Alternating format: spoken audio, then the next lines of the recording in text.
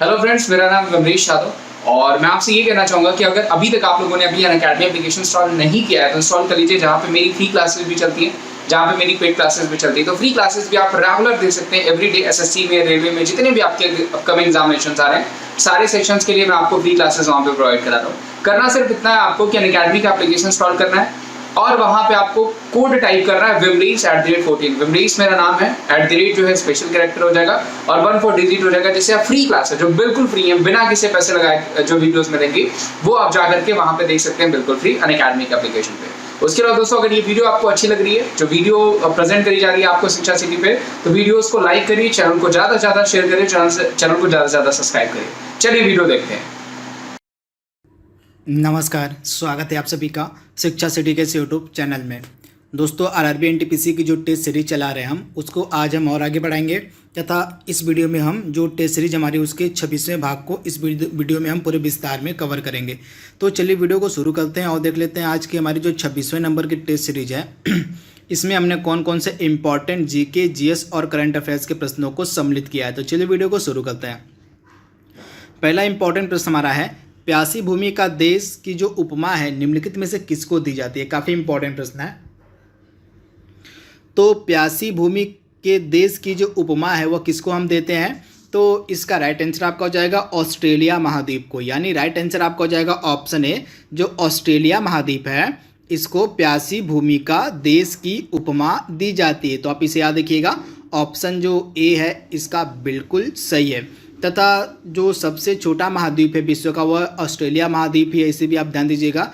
विश्व का सबसे छोटा महाद्वीप भी ऑस्ट्रेलिया को ही कहा जाता है। इसके साथ ही ऑस्ट्रेलिया के बारे में मैं आपको कुछ इंपॉर्टेंट फैक्ट बता देता हूं, जैसे यहाँ पे कौन कौन से इंपॉर्टेंट पर्वत पाए जाते हैं, कौन कौन से प्रमुख मरुस्थल यहाँ पे हैं जो आपके एग्जाम में पूछे जा सकते हैं। तो सबसे पहले हम बात करेंगे ऑस्ट्रेलिया महाद्वीप के कौन कौन से इंपॉर्टेंट पर्वत हैं। तो एक इंपॉर्टेंट पर्वत आपको मिलेगी यहाँ पे डार्लिंग रेंज। क्या है, तो यह एक इम्पॉर्टेंट पर्वत है, डार्लिंग रेंज ऑस्ट्रेलिया में आपको मिलेगी। उसके बाद आपको ब्लू माउंटेन्स भी ऑस्ट्रेलिया में मिलेंगे। कौन से माउंटेन्स, तो ब्लू माउंटेन्स भी आपको ऑस्ट्रेलिया में मिलेंगे। इसके बाद आपको मिलेगा जो है मैकडोनल्ड श्रेणी जो है यह भी आपको ऑस्ट्रेलिया में मिलेंगी। तो ये तीन इंपॉर्टेंट पर्वत है जो आपको ऑस्ट्रेलिया में मिलेंगे। इसके बाद ऑस्ट्रेलिया में कुछ इंपॉर्टेंट नदियां हैं जो लगातार एग्जाम में, मतलब इंपॉर्टेंट जो मरुस्थल हैं जो लगातार एग्जाम में पूछे जाते हैं। तो इन मरुस्थल में आपका एक हो गया ग्रेट सैंडी मरुस्थल। आप याद रखिएगा, जो ग्रेट सैंडी मरुस्थल है यह आपको मिलेगा ऑस्ट्रेलिया में। इसके बाद आपको ऑस्ट्रेलिया मिलेगा जो मरुस्थल वो है ग्रेट विक्टोरिया। कौन सा, तो ग्रेट विक्टोरिया मरुस्थल जो है यह भी आपको मिलेगा ऑस्ट्रेलिया में। इसके बाद ऑस्ट्रेलिया में आपको मिलेगा सिम्पसन मरुस्थल। कौन सा, सिम्पसन मरुस्थल, और एक है गिब्सन मरुस्थल। तो ये चार इंपॉर्टेंट मरुस्थल हैं जो आपको मिलेंगे ऑस्ट्रेलिया में। एक हो गया ग्रेट सैंडी, एक हो गया ग्रेट विक्टोरिया, एक हो गया सिम्पसन और एक हो गया गिब्सन। तो ये चार इंपॉर्टेंट मरुस्थल हैं जो आपको मिलेंगे कहाँ पे, ऑस्ट्रेलिया में। तथा इसकी दो इंपॉर्टेंट नदियाँ, एक मर्रे नदी हो गई और एक डार्लिंग नदी। कौन कौन सी, तो एक मर्रे नदी हो गई और एक डार्लिंग नदी हो गई। दो इंपॉर्टेंट नदियाँ आपको मिलेंगी कहाँ पे, ऑस्ट्रेलिया में। तो ये कुछ इंपॉर्टेंट पर्वत, मरुस्थल और नदियों के बारे में मैंने आपको बताया जिन्हें आप याद रखिएगा। इसके साथ ही ऑस्ट्रेलिया के साथ हम एक युद्ध अभ्यास करते हैं जो लगातार एग्जाम में पूछा जाता है। तो भारत और ऑस्ट्रेलिया के मध्य कौन सा युद्ध अभ्यास किया जाता है, तो उसको हम कहते हैं ऑस इंडेक्स। कौन सा युद्ध अभ्यास, तो ऑस इंडेक्स जो युद्ध अभ्यास होता है यह एक नौसैनिक युद्ध अभ्यास होता है। यह भारत और ऑस्ट्रेलिया के मध्य किया जाता है। तथा ऑस्ट्रेलिया के प्रधानमंत्री प्रेजेंट टाइम में कौन है, तो स्कॉट मॉरिसन। कौन है, तो स्कॉट मॉरिसन जो है ये वर्तमान में ऑस्ट्रेलिया के क्या हैं, तो प्रधानमंत्री हैं। तो इसे भी आप याद रखिएगा। तथा ऑस्ट्रेलिया की राजधानी आपको मिलेगी कैनबरा। क्या है, तो ऑस्ट्रेलिया की जो राजधानी है वह है कैनबरा। अगला प्रश्न है, न्यूजीलैंड की नदी जिसे जीवित मानव का दर्जा दिया गया उसका आपको नाम बताना है कि न्यूजीलैंड की वह कौन सी नदी है जिसको हाल ही में जीवित मानव का दर्जा दिया गया है। काफ़ी इंपॉर्टेंट प्रश्न है। तो न्यूजीलैंड की इस नदी का नाम है वांगनुई नदी। क्या नाम है, तो वांगनुई नदी जो है न्यूजीलैंड की, इसको जो है जीवित मानव का दर्जा दिया गया है। तो राइट आंसर आपका हो जाएगा वांगनुई नदी। नूई नदी तथा न्यूजीलैंड की राजधानी है वेलिंगटन। क्या है, वेलिंगटन जो है वर्तमान में न्यूजीलैंड की राजधानी है। तथा न्यूजीलैंड की जो प्रेजेंट टाइम में प्राइम मिनिस्टर है वो काफ़ी चर्चा में थी। इनका क्या नाम है, जैसिंडा अर्डन, ये नाम आप याद रखिएगा। जैसिंडा अर्डन जो थी ये है प्राइम मिनिस्टर हैं न्यूजीलैंड की, तथा ये काफ़ी न्यूज में चली थी इस वर्ष, तो इन्हें आप याद रखिएगा। इनका नाम जैसिंडा अर्डन है, ये न्यूजीलैंड की प्राइम मिनिस्टर हैं। अगला इंपॉर्टेंट प्रश्न है, एंडीज पर्वत जो है निम्न में से किस महाद्वीप में स्थित है, आपको बताना है। तो एंडीज पर्वत जो है आपको मिलेगा दक्षिण अमेरिका महाद्वीप में, तो राइट आंसर आपको हो जाएगा दक्षिण अमेरिका महाद्वीप में आपको मिलेगा एंडीज पर्वत। अगला इंपॉर्टेंट प्रश्न है, हॉर्न ऑफ अफ्रीका में निम्नलिखित में से कौन सा देश शामिल नहीं, आपको बताना है। तो हॉर्न ऑफ अफ्रीका जो है इसमें मुख्यतः 4 देश हैं, कौन कौन से, सोमालिया, इथियोपिया, जिबूती और इरिट्रिया। तो राइट आंसर आपका हो जाएगा सूडान जो है हॉर्न ऑफ अफ्रीका में सम्मिलित नहीं है। तो हॉर्न ऑफ अफ्रीका में ऑफिशियल रूप से जो है 4 देश हैं, कौन कौन से, सोमालिया, इथियोपिया, जिबूती और इरिट्रिया। अगला प्रश्न आपका है, कौन सा राज्य जो है, मतलब आपको बताना है कि जो उत्तर पूर्वी कौन सा राज्य है जो 7 बहनों का भाग नहीं, आपको बताना है कि निम्नलिखित में से जो कौन सा राज्य है जो 7 सिस्टर का हिस्सा नहीं है। काफ़ी इंपॉर्टेंट प्रश्न है।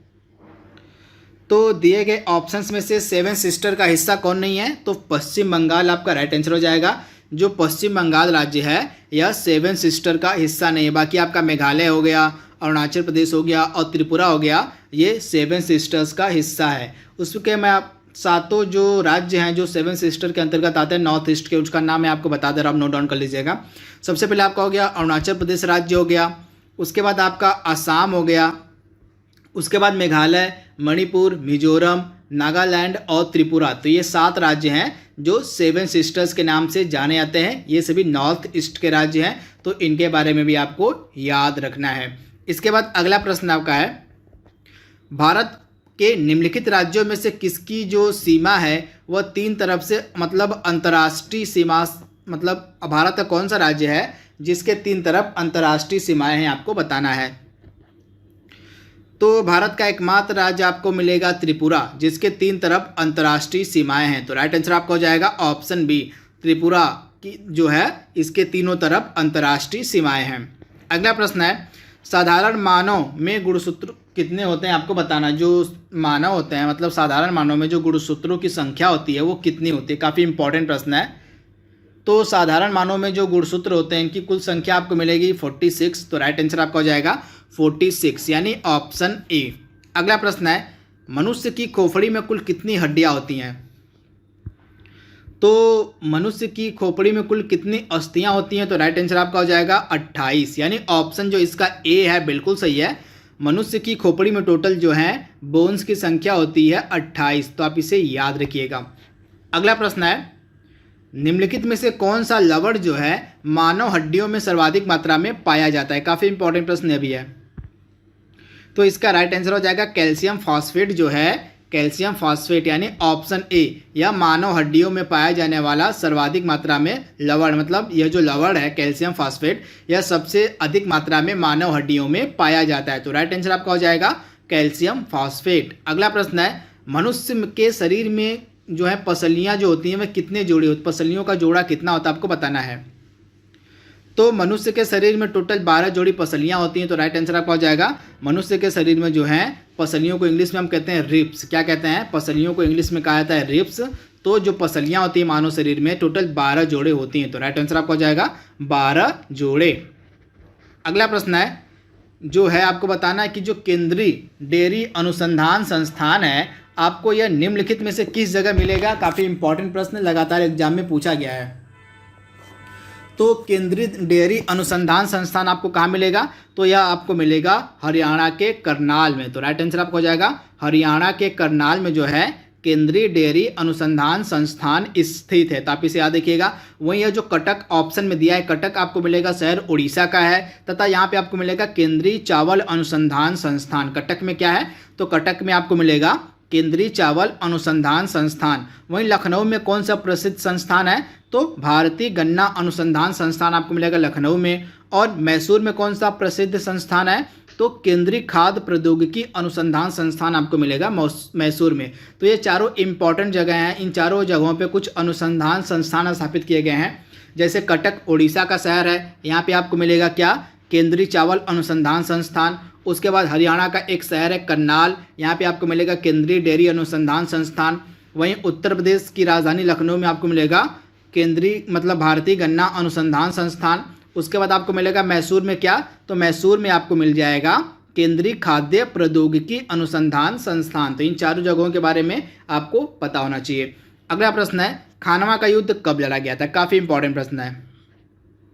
तो खानवा का युद्ध लड़ा गया था 1527 ईस्वी में। किसके बीच लड़ा गया था, तो बाबर और राणा सांगा के बीच। आप याद देखिएगा, बाबर और राणा सांगा के बीच जो है खानवा का युद्ध लड़ा गया था कब, 1527 ईस्वी में, तथा इसमें बाबर ने राणा सांगा को हरा दिया था। तो इसे भी आप ध्यान दीजिएगा। अगला प्रश्न है विटामिन के का रासायनिक नाम आपको बताना है, क्या होता है।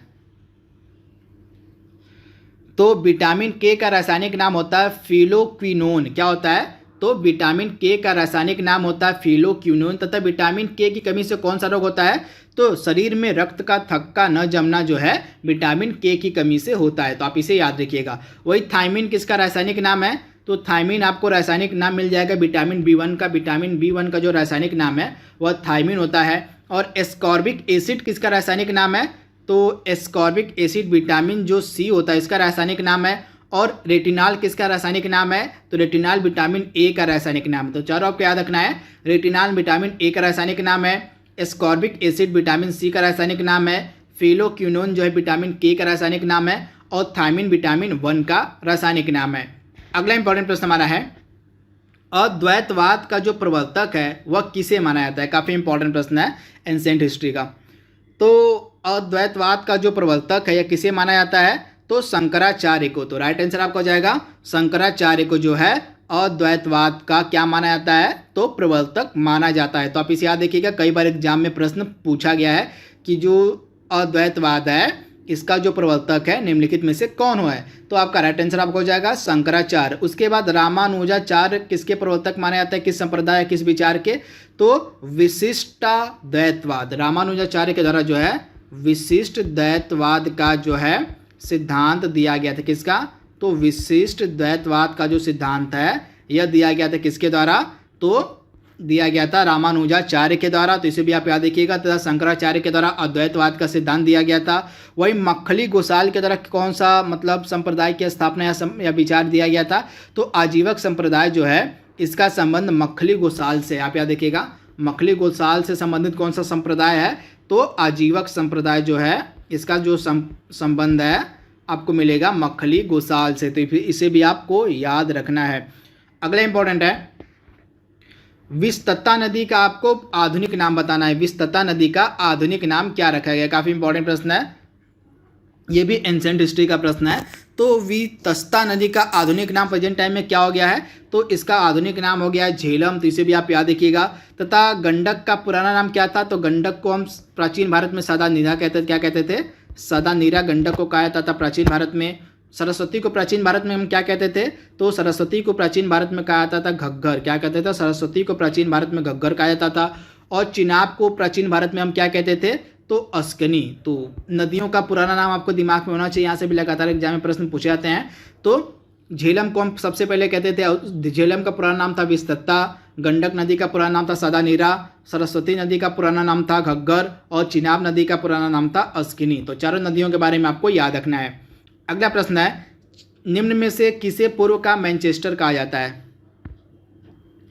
तो पूर्व का मैनचेस्टर हम किसे कहते हैं, तो पूर्व का जो मैनचेस्टर यह कहता है जापान के शहर ओसाका को। तो राइट आंसर आपका हो जाएगा जापान का शहर जो ओसाका है इसको पूर्व का मैनचेस्टर कहा जाता है। वहीं सैन फ्रांसिस्को को किस उपनाम से जानते हैं हम, तो स्वर्ण द्वार का नगर। आप याद देखिएगा, सैन फ्रांसिस्को को जो है स्वर्ण द्वार का नगर कहा जाता है। वहीं इस्तांबुल को क्या कहते हैं, पश्चिम का द्वार। क्या कहते हैं, इस्तांबुल जो है इसको हम पश्चिम का द्वार कहते हैं। इसे भी आप याद रखिएगा। और फिनलैंड को हम क्या कहते हैं, तो झीलों का देश। फिनलैंड को कहा जाता है झीलों का देश। क्या कहते हैं फिनलैंड को, तो झीलों का देश। तो चारों आपको याद रखना है।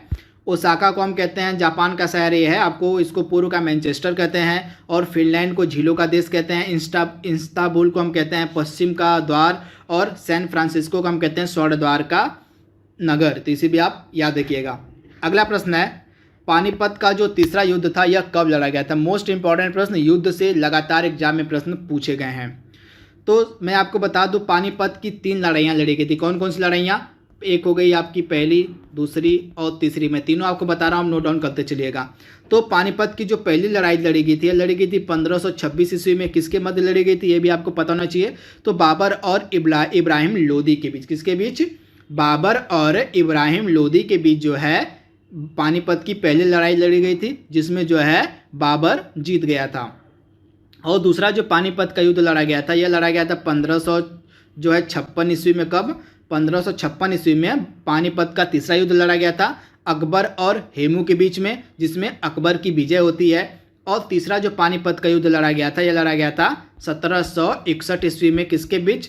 तो अहमद शाह अब्दाली और मराठों के बीच, जिसमें अहमद शाह अब्दाली ने मराठों को पराजित कर दिया था। तो 3 पानीपत की लड़ाइयाँ लड़ी गई थी, तीनों के बारे में आपको याद रखना है। अगला प्रश्न है, बक्सर के युद्ध के समय अंग्रेजी सेनापति कौन था? काफ़ी इंपॉर्टेंट प्रश्न है। तो बक्सर का जो युद्ध लड़ा गया था, यह लड़ा गया था, इसकी डेट आपके लिए इंपॉर्टेंट है। 22 अक्टूबर 1764 को बक्सर का युद्ध लड़ा गया था, तथा बक्सर के युद्ध के समय अंग्रेजी सेनापति था कौन? तो हेक्टर मुनरो। इसे भी आप याद रखिएगा, हेक्टर मुनरो जो था बक्सर के युद्ध के समय अंग्रेजी सेनापति था। तथा भारत की तरफ से किन सेनाओं ने लड़ाइयाँ लड़ी थी? तो भारत की तरफ से 3 लोगों ने मिलकर लड़ाइयाँ लड़ी थी। एक हो गए मुगल बादशाह शाह आलम द्वितीय, उसके बाद बंगाल का नवाब मीर कासिम और सुजाउद्दौला। इन तीनों ने मिलकर जो है ईस्ट इंडिया कंपनी के साथ यह युद्ध किया था, बक्सर का युद्ध, जिसमें जो है अंग्रेजों की विजय होती है। ये डेट आपके लिए इंपॉर्टेंट है। 22 अक्टूबर 1764 को बक्सर का युद्ध लड़ा गया था। वहीं रॉबर्ट क्लाइव किस प्रसिद्ध युद्ध में अंग्रेजी सेनापति था? तो 1757 में जो युद्ध लड़ा गया था आपका प्लासी का युद्ध, इसमें जो अंग्रेजी सेनापति था वह था रॉबर्ट क्लाइव। अगला प्रश्न आपका है, निम्न में से किस भारतीय राज्य की जो पर कैपिटा इनकम है वह सबसे अधिक है? तो किस भारतीय राज्य की जो पर कैपिटा इनकम है आपको सबसे अधिक मिलेगी? तो यह भारतीय राज्य आपको मिलेगा गोवा। तो गोवा की जो पर कैपिटा इनकम है वह सर्वाधिक है। तो इसे भी आप याद रखिएगा, गोवा की जो पर कैपिटा इनकम है वह आपको सर्वाधिक मिलेगी। उसके बाद दिल्ली का है, इसे भी आप ध्यान दीजिएगा। और तीसरे नंबर पर आपको मिलेगा सिक्किम। तो भारत में सबसे ज़्यादा जो पर कैपिटा इनकम है सबसे ज़्यादा गोवा की है, उसके बाद जो दिल्ली की है, और तीसरे नंबर पर सिक्किम है। अगला प्रश्न है, निम्नलिखित में से किस राज्य में सर्वाधिक वन क्षेत्रफल, मतलब वन क्षेत्रफल की दृष्टि से भारत का पहला राज्य कौन सा है? तो सर्वाधिक जो वन क्षेत्रफल है यह मिलेगा आपको मध्य प्रदेश में। तो राइट आंसर आपका हो जाएगा मध्य प्रदेश। अब हम करंट अफेयर्स के प्रश्नों को सॉल्व करेंगे। तो करंट अफेयर्स का पहला प्रश्न हमारा है, पीएम स्वनिधि योजना जो हाल ही में स्टार्ट की गई थी प्रधानमंत्री नरेंद्र मोदी के द्वारा, आपको बताना है कि इस पीएम स्वनिधि योजना के तहत किसको जो है लोन उपलब्ध कराया जाता है। काफ़ी इंपॉर्टेंट प्रश्न है। तो जितने भी स्ट्रीट वेंडर होते हैं उनको जो है पीएम स्वनिधि योजना के तहत ऋण मुहैया कराया जाता है। तो राइट आंसर आपका हो जाएगा स्ट्रीट वेंडर, यानी ऑप्शन सी। अगला है, निम्न में से किस बैंक ने डिश टीवी में 14.19% की हिस्सेदारी खरीदी है? तो वह कौन सा बैंक है जिसके द्वारा डिश टीवी में 24.19% की हिस्सेदारी खरीदी गई है? तो यह बैंक है यस बैंक। तो राइट आंसर आपका हो जाएगा यस बैंक। अगला प्रश्न है, निम्न में से किस राज्य के द्वारा मुख्यमंत्री स्वरोजगार योजना प्रारंभ किया गया? तो प्रवासी मजदूरों के लिए जो है यह मुख्यमंत्री स्वरोजगार योजना प्रारंभ की गई थी उत्तराखंड की गवर्नमेंट के द्वारा। तो राइट आंसर आपको हो जाएगा उत्तराखंड। यहाँ पे ऑप्शन में नहीं है तो यहाँ पे उत्तराखंड हो जाएगा। क्या हो जाएगा? उत्तराखंड की गवर्नमेंट की द्वारा जो है मुख्यमंत्री स्वरोजगार योजना प्रारंभ की गई थी। अगला प्रश्न है, हाल ही में किसे ओलंपिक पैनल कमीशन का सदस्य बनाया गया है? काफ़ी इंपॉर्टेंट प्रश्न है। तो हाल ही में ओलंपिक पैनल कमीशन का जो सदस्य है यह बनाया गया है नरेंद्र बत्रा को। तो राइट आंसर आपका हो जाएगा नरेंद्र बत्रा। अगला प्रश्न है, नेशनल कैरियर सर्विस पोर्टल किस मतलब निम्न में से किस मंत्रालय की पहल है? आपको बताना है। तो नेशनल कैरियर सर्विस जो है पोर्टल यह किस मंत्रालय की पहल है? तो ministry of labour and employment, यानी कि श्रम और रोजगार मंत्रालय की पहल है नेशनल कैरियर सर्विस। अगला है, FSSAI जिसका पूरा नाम होता है food safety and standard authority of India. क्या पूरा नाम होता है इसका? Food safety and standards authority of India का जो है CEO किसे बनाया गया आपको बताना है।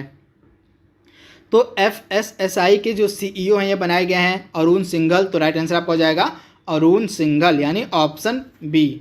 अगला प्रश्न है, निम्न में से किस राज्य में भारत की जो पहली डॉल्फिन ऑब्जर्वेटरी है वह बनाई जा रही है? काफ़ी इंपॉर्टेंट प्रश्न है। तो यह भारतीय राज्य है बिहार। बिहार में एक जगह है भागलपुर, तो तब भागलपुर में जो है भारत की पहली डॉल्फिन ऑब्जर्वेटरी बनाई जा रही है। अगला प्रश्न है, हाल ही में विप्रो के नए MD और CEO कौन बनाए गए हैं? तो विप्रो के नए MD और CEO बनाए गए हैं थियरी डेला पोर्टे। क्या नाम है? थियरी डेला पोर्टे जो हैं ये MD और CEO बनाए गए हैं विप्रो की। तो राइट आंसर आपका हो जाएगा थियरी डेला पोर्टे। अगला प्रश्न है, भारत का पहला जो मिसाइल पार्क है वह निम्नलिखित में से कहाँ पे बनाया जा रहा है? आपको बताना है। तो INS कलिंग जो है ये आपको मिलेगा भीमुनिपट्टनम बीच पे, विशाखापट्टनम में। कहाँ है? एक भीमुनिपट्टनम बीच है। कहाँ का? यह विशाखापट्टनम में एक बीच है भीमुनिपट्टनम बीच, यहीं पे आपको मिलेगा क्या? INS कलिंग। तथा INS कलिंग पर ही भारत का पहला मिसाइल पार्क बनाया जा रहा है। अगला प्रश्न है जो कि लास्ट प्रश्न आज का है, हाल ही में भारत का पहला stainless steel foot over bridge किस स्टेशन पे बनाया जा रहा है? तो भारत का जो पहला stainless steel foot over bridge है यह बनाया जा रहा है भयंदर स्टेशन पे। भयंदर स्टेशन आपको मिलेगा मुंबई में। तो दोस्तों यहाँ पे हमने जो हमारा भाग 26 था उसको हमने पूरे विस्तार में कवर कर लिया है। जल्दी मिलेंगे हम इसके अगले भाग में, तब तक के लिए thank you, thanks for watching, thank you.